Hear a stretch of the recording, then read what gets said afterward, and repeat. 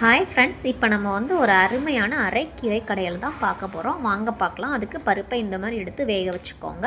முக்கால்வாசி பருப்பு வெந்ததுக்கு அப்புறமாவே நம்ம வந்து எடுத்து வச்சுருந்த கீரை இதோட வந்து நம்ம ஆட் பண்ண போகிறோம்.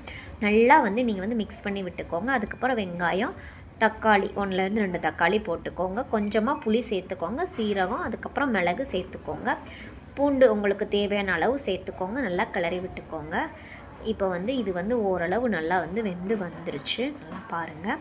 அதுக்கப்புறமா இதை என்ன பண்ண போனால் நம்ம அடுப்பை வந்து ஆஃப் பண்ணிவிட்டு மூடி போட்டு மூடிட போகிறோம். 2 நிமிஷம் கழித்து இதை திறந்து பார்த்துட்டு 2 பச்சை மிளகா போட்டு திருப்பி மூடி வச்சுருங்க.